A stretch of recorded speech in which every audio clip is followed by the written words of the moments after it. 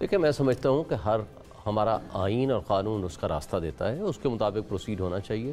پہلی بات تو یہ ہے کہ جب جنگ کی حالت تھی، ہمارے ہاں ٹیررسٹ تھے، تو ہم نے ملٹری کورٹس بنائی آئین میں ترمیم کر کے۔ آپ کو یاد ہوگا 21 امینڈمنٹ میں تمام پولیٹیکل پارٹیز بیٹھیں، اور 2017 میں نواز شریف کی حکومت تھی جب یہ ساری پولیٹیکل پارٹیز نے آئین میں ترمیم کر کے 2 سال کے لیے بنا دی ملٹری کورٹس، اور اس میں آئین میں ترمیم ہوگی۔ اس کے بعد پھر اس کو ایکسٹینڈ کیا 23 امینڈمنٹ کے ذریعے، اور پھر آئین میں ترمیم کر کے 2 سال کے لیے مزید ایکسٹینڈ کر دیا، اور لوگوں کو سزائیں بھی ہوئیں۔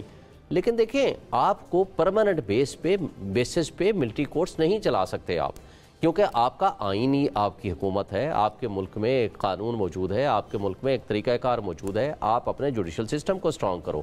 اس کا یہ طریقہ کار نہیں ہے کہ جو ججز نہیں ہیں ان کے ذریعے آپ ٹرائل شروع کر دیں۔ آئین نے ایک طریقہ کار دیا ہے کہ سیولینز کا ٹرائل آپ ملٹری کورٹس کے ذریعے نہیں کرائیں گے۔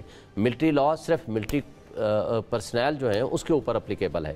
1973 میں جب امینڈمنٹ آئی، کانسٹیٹیوشن آیا، اس کے اندر سیولینز کو فنڈامنٹل رائٹس دے دیے ہیں، لہٰذا جج ہی آپ کے کیس کا فیصلہ کر سکتا ہے، اور اس کے مطابق آپ کو رائٹ آف ہیئرنگ ہے، ڈیو پروسیس ہے، فیئر ٹرائل ہے۔ یہ نہیں ہو سکتا کہ ایک کرنل اور میجر بیٹھ کے آپ کو پھانسی کی سزا دے دے، اور یہ طریقہ کار دنیا میں کہیں اس طرح نہیں ہوتا کہ آپ سیولینز کا ٹرائل ملٹری کورٹ کے ذریعے کرنا شروع کر دیں، چونکہ آپ کا آئین ہے اور آئین نے ایک طریقہ کار دیا ہے، اور سپریم کورٹ کے لارجر بینچ نے اس کو آئین کے مطابق 1967 میں جو امینڈمنٹ آئی تھی وہ غیر آئینی تھی، اور اس کو غیر آئینی ڈکلیئر کر کے اس کو ختم کر دیا، الٹرا وائرس ڈکلیئر کر دیا آرٹیکل 8 کے ٹچ سٹون پہ۔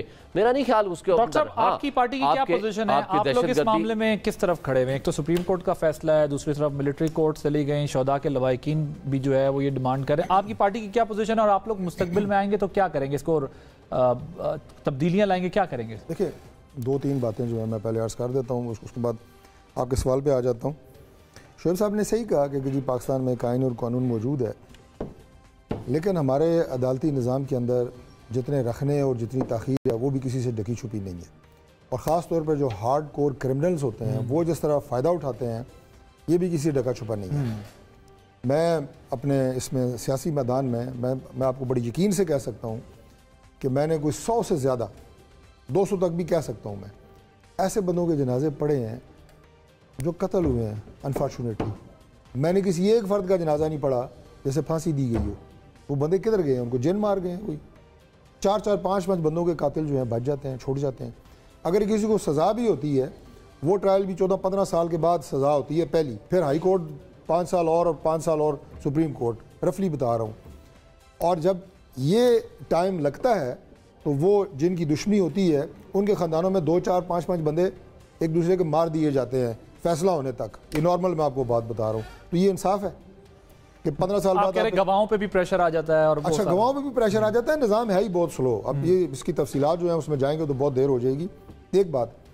دوسری بات جو میں نے کہا کہ یہ جو دہشت گردی ریلیٹڈ جو ہارڈ کور کرمنلز ہیں ان کا ٹرائل جو انویسٹیگیٹنگ آفیسر ہوتے ہیں وہ بعض اوقات چہرے پہ نقاب ڈال کے کرتے ہیں، یہ بات بھی شاید آپ کے علم میں ہوگی۔ مطلب اتنی وہ منظم گروہ ہوتے ہیں، اور اب انہیں یہ جس طرح ہماری عدالتوں کی بیچاروں کی ٹوٹی پھوٹی، ابھی ہماری اسلام آباد کی جو سول کورٹس ہیں شکر ہے وہ ایک بلڈنگ میں شفٹ ہوئی ہیں، ورنہ یہاں پہ جہاں پہلے کریانے کی دکانیں تھیں وہاں پہ تو یہ میرا خیال ہے کوئی 30 سال عدالتیں ہماری اسلام آباد کی تو یہاں چلتی رہی ہیں۔ یہاں دہشت گردی کا واقعہ ہوا تھا 2013-14 میں، کتنے وکلا اس میں شہید ہو گئے، بڑا شدید واقعہ۔ میں یہ تھوڑا سا اس لیے سینیریو سامنے رکھنا ضروری ہے کہ یا تو اس سسٹم کو اگر آپ انہیں سکریپ کر رہے ہیں، فوجی عدالتوں کو بند کر رہے ہیں، اس سسٹم کو اتنا ہی سپیڈی اتنا ہی فعال ہونا چاہیے، ٹھیک ہے، تاکہ آپ اس کی ریپلیسمنٹ کو جسٹیفائی کر رکھیں۔ بالکل، اور اگر دہشت گردی کی عدالتیں ہیں یا اگر اس کی تعداد بڑھائیں، جج پھر بھی افسر صاحب وہی ہوتے ہیں نا، دہشت گردی کی عدالت میں بھی سیشن جج صاحب کی ٹرانسفر ہوتی ہے، ایسے ہی ہے نا، سسٹم تو وہی ہے، نام اس کا وہ رکھ دیا گیا ہے۔ جن دفعات میں دہشت گردی کی دفعہ لگ جاتی ہے FIR میں یا عدالت کا ٹائٹل چینج ہو جاتا ہے، باقی جج وہی ہیں، باقی جج وہی ہے، سسٹم وہی ہے، پروسیجر بھی وہی ہے۔ بالکل صحیح۔ اس وقت تک میں سمجھتا ہوں کہ فوجی عدالتیں رہنی چاہیے، جب تک یہ ہمارے نظام میں سے یہ لکونے اور یہ خرابیاں جن کا میں نے ذکر کیا دور نہیں ہوتی، رہنی چاہیے۔ اور یہ بھی میں آپ کو بتا دوں کہ کئی دفعہ نا ہم دیکھ رہے ہوتے ہیں جو کمنٹس سوشل میڈیا پہ دائیں بائیں، وہ جی ایک کرنل کیسے جناب ایک فیصلہ کر سکتا ہے۔ یہ جو عدالتیں ہیں فوج کی، یہ باقاعدہ ان کا جیک ڈپارٹمنٹ ہوتا ہے، جو وہ جج بیٹھے ہوتے ہیں، بھلے وہ فوجی افسر ہوں، وہ لا کوالیفائڈ ہوتے ہیں۔ وہ ایسا تو نہیں ہے کہ ایک بندہ ایک دن توپ فائر کر رہا ہے ادھر کشمیر کے بارڈر پہ اور اگلے دن آگے وہ جج بن کے فیصلے کر رہا ہے. لا کوالیفائڈ ضروری نہیں ہے, جیک ڈپارٹمنٹ ان کا باقاعدہ لا کوالیفائڈ ہونا ضروری نہیں ہے فیصلہ کرنے کے. اپنے جو ان کے کیسز ہوتے ہیں ملٹری کے اندر ان کے بھی فیصلے وہ کرتے ہیں, اور یہ جو ٹیررزم کے اور یہ کیسز ان کے فیصلے بھی کرتے ہیں. آپ کی حکومت جو ابھی یہ اپیل میں اگر یہ حکومت جاتی ہے انٹرم, آپ کی حکومت اس کے اوپر جو ہے وہ آگے جا کر رہے گی اور کوئی ترامیم بھی کر سکتی؟ دیکھیں فیصلہ تو ظاہر ہے گورنمنٹ مل کے کنسنسس سے ہی کرتی ہے. میں نے آپ کو رائے دے دی ہے کہ ہمارا رائے بھی ہے, پارٹی میں ابھی اس پہ کوئی ڈسکشن نہیں ہے. نہیں, پارٹی کی ظاہر ہے پارٹی لیول پہ تو گورنمنٹ میں تو نہیں ہے, جب گورنمنٹ میں آئیں گے تو پھر اس کو ہم ٹیک اپ کریں گے. لیکن ہماری سوچ یہی ہے جو میں نے آپ کو بتایا کہ فوجی عدالتیں رہنی چاہیے. اور میں آخری پوائنٹ ایک بتا دوں کہ اب جو شہداء ہیں جن کے پیارے جو ہیں وہ اس دنیا سے اس وطن کی حفاظت کے لیے اپنی جانوں کی قربانیاں دے گئے ہیں. ابھی اسلام آباد سے ایک کرنل اور ان کے ساتھ 3 اور جوانوں نے ابھی 2 دن پہلے کرنل حسن صاحب شہید 2 دن پہلے شہید ہوئے. 40 سال ان کی عمر ہے. ان کے خاندان سے جا کے پوچھیں کہ کیا حال ہے. بھلے وہ فخر کرتے ہیں لیکن جو لاس ہے وہ تو ہے. اور اگر ان کو یہ بھی نہ ہو کہ ہمیں انصاف ملے گا, یہ تسلی بھی نہ ہو, تو پھر تو بہت بڑی زیادتی ہے. میں کہوں گا وہ اپنے لاس کو نہیں روئیں گے لیکن وہ اس ناانصافی کو ضرور روئیں گے کہ جو کہ انہیں انصاف نہیں ملے گا. اور صرف یہ سر ان کا مسئلہ ان سے بھی زیادہ پھر عام بندے دہشت گردی تو اکراس ہے نا, اس میں کوئی یہ تو نہیں دیکھا جاتا. ظاہر ہے ہماری لا انفورسمنٹ ایجنسیز بہت بڑی قربانی دے رہی ہیں, لیکن یہ بات درست ہے کہ ظاہر ہے عام بندہ بھی متاثر ہوگا دہشت گردی سے. تو وہ کیسے پاکستان میں انفارچونیٹلی سیولینز کی شہادتیں شاید سب سے زیادہ نمبر میں ہوئی ہیں, اور وہ بھی سارے متاثرہ خاندان ہیں. میں تو ان کا ذکر اسپیسیفکلی اس لیے کیا ان کی بھی ڈیمانڈ کی ہے اور بالکل ٹھیک کی ہے. حافظ صاحب آپ کی تو اس پر بڑی مختلف رائے ہے, لیکن یہ مجھے بتائیے کہ جو جیٹ بلیک ٹیررسٹ ہے, ہارڈ کور ٹیررسٹ ہے, یہ سول عدالتیں ایک تو انہوں نے تجویز دی ہے, اپنی رائے کا اظہار کیا ہے اور بڑی مناسب رائے ہے. انہوں نے کہا کہ جب تک آپ اچھا وہ سسٹم نہیں کر لیتے تو تب تک آپ یہ چلنے دیں.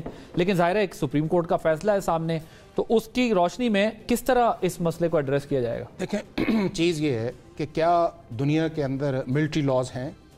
دنیا کا ہر ملک جو ہے اس کے اندر ملٹری لاز ہے. کیا دنیا کے اندر اگر ان ملٹری لاز کی وائلیشنز کی جاتی ہے جس کو پارلیمنٹ آتھورائز کرتا ہے, اس کے اندر ملٹری کورٹس ہیں؟ دنیا کے 36 ممالک کے اندر ملٹری کورٹس ہیں.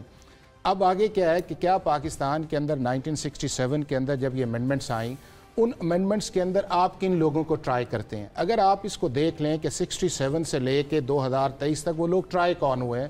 وہ ٹرائی وہ ہوئے ہیں جنہوں نے اینٹی اسٹیٹ کیا, جنہوں نے ایسفنج کیا, جنہوں نے آفیشل سیکرٹ ایکٹ کی وائلیشنز کی, جنہوں نے پاکستان کی ریاست کے خلاف ہتھیار اٹھایا, یا وہ ایسے اشخاص ہیں جو ملٹری کے اندر رہ کے باہر والے لوگوں سے مل گئے, یا باہر والے جو لوگ ہیں انہوں نے ملٹری کے اندر والے سے لوگوں کو کیا, یا انہوں نے آرمی کے اندر جو ہے وہ بغاوت کھڑی کرنے کی کوشش کی. یہ وہ ایریاز ہیں جس کے اندر آپ کا ملٹری لاز جو ہے یا ملٹری کورٹس اپلائی ہوتے ہیں. اور انہی چیز کو سپریم کورٹ آف پاکستان جو ہے وہ 48 سال سے ان امینڈمنٹس کو, اس پروسیس کو ویلیڈیٹ کر رہی ہے. اب ہم نے کیا کیا اس چیز کے اندر کہ ہم نے جو 9 مئی کا انسیڈنٹ تھا اس کو ہم نے ریپ اپ کرنے کی کوشش کی ہے, اور اس کے ساتھ ہم نے یہ ساری چیزیں مکس کر دی ہیں کہ جی ریگولر سسٹم ہونا چاہیے. اب تو چونکہ فیصلہ آ چکا ہے, آپ ریپ اپ کا لفظ وکیل نے بڑے سوفسٹیکیٹڈ طریقے سے آپ نے استعمال کیا ہے. یہ ریپ اپ کرنے کی کوشش کی گئی ہے, ڈیفینڈ کرنے کی؟ نہیں, یہ ریپ اپ ہوا ہے نا. وہ ریپ اپ اس لیے ہوا ہے کہ 9 مئی کا جو انسیڈنٹ تھا, کیا دنیا کے کسی ملک کے اندر ملٹری انسٹالیشن یا ملٹری اسٹیبلشمنٹ کی جگہوں پہ جا کے اٹیک کرنا جو ہے یہ آرڈنری اوفینس ہے یا ملٹری اوفینس ہے؟ اگر یہ ملٹری اوفینس ہے تو اس کے اندر اگلی بات آئے گی جو ایک بنیادی کی جاتی ہے, وہ آپ کہتے ہیں جی ڈیو پروسیس آف لا جو ہے وہ آنا چاہیے. انہیں کس چیز کا پتہ نہیں ہے جس کی طرف انہوں نے اشارہ بھی کیا ہے. کیا پاکستان کا آئین اس چیز کی اجازت دیتا ہے؟ پاکستان کے آئین کے اندر جس کا حوالہ دیا جاتا ہے کہ جی کانسٹیٹیوشن میں تو ہے نہیں ہے, اور بھائی اسی کانسٹیٹیوشن کا آرٹیکل 8 جب 73 کانسٹیٹیوشن آیا تو اس کے اندر آپ نے ان لاز کو, ان امینڈمنٹس کو پروٹیکٹ کیا کہ آپ اس بنیاد کے اوپر, فنڈامنٹل رائٹس کے اوپر آپ اس کو الٹرا وائریز آف کانسٹیٹیوشن نہیں کر سکتے.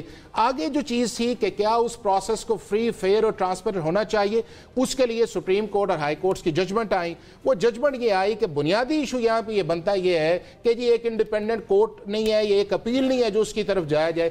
5 جگہوں پہ جا کے یہ چیز کا فیصلہ ہوتا ہے. پہلا کورٹ مارشل, اور وہ یہ ہے کہ ہر سیولین شخص کا جو ہے وہ کورٹ مارشل نہیں ہوتا, وہ انہی 5 چیزوں کا جس کی طرف میں نے اشارہ کیا ہے. دوسرا یہ ہے اس کے پاس ایک اپیل ہے. تیسرا یہ ہے کہ آرمی چیف ہے. चौथा जो है वो सुप्रीम कोर्ट के हाई कोर्ट के पास under article 199 of the constitution power है। फिर आप सुप्रीम कोर्ट ऑफ पाकिस्तान में भी जाते हैं और कई ऐसी सेंटेंसेस हैं कि जिसको आपने जो है अपहोल्ड भी किया, किसी को आपने जो है सेट असाइड भी किया, किसी को जो है आपने बरी भी कर दिया, किसी को आपने रिड्यूस भी कर दिया। अब हुआ क्या है कि इससे जो एक सिविलियन वाली चीज़ थी उससे बात अब आगे निकल गई।